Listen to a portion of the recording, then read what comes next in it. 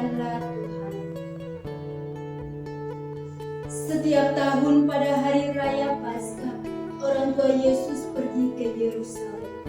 Ketika Yesus telah berumur 12 tahun, pergilah mereka ke Yerusalem seperti yang lazim pada hari raya itu. Seusai hari-hari perayaan itu, ketika mereka berjalan pulang, tinggallah Yesus di Yerusalem tanpa diketahui orang tuanya. Karena mereka menyangka bahwa Yesus ada di antara orang-orang seperjalanan.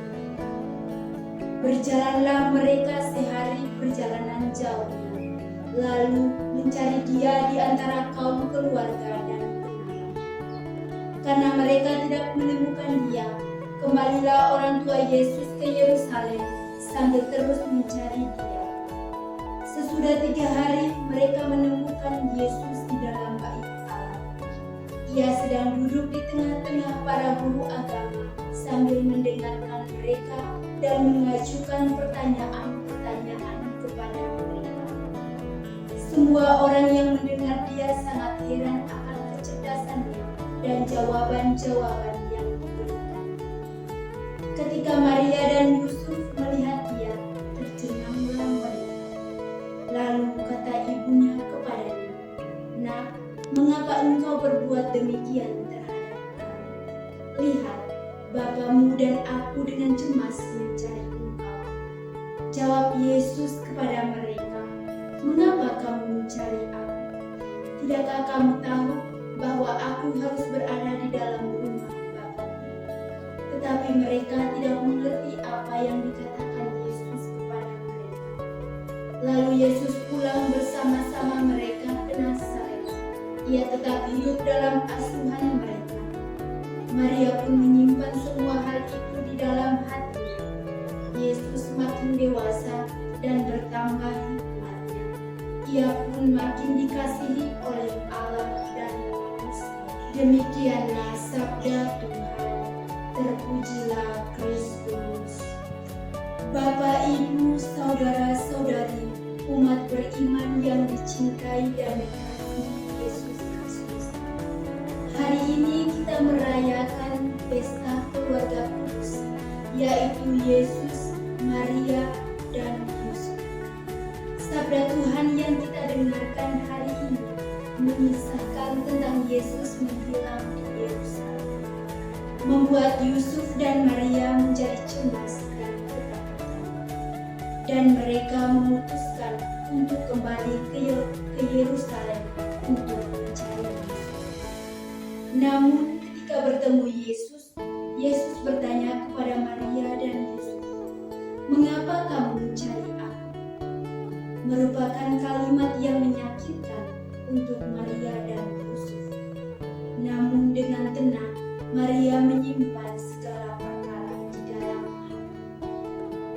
Bapak, Ibu, saudara-saudari, umat beriman yang dicintai dan dikasihi Yesus Kristus.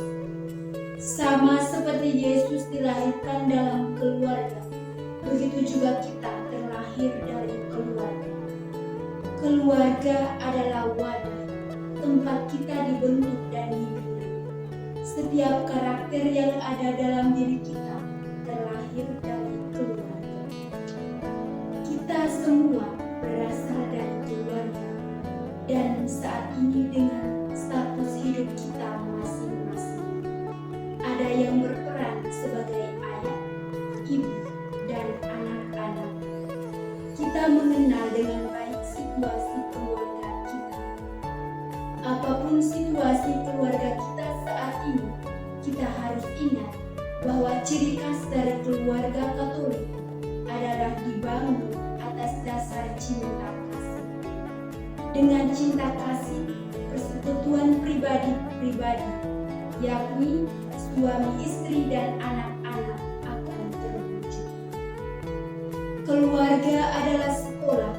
Ketika seorang anak bertumbuh, pasti orang tua akan mendidik anak-anak, mulai dari cara makan, cara berbicara, cara jalan, hingga pada sampai hal-hal yang besar.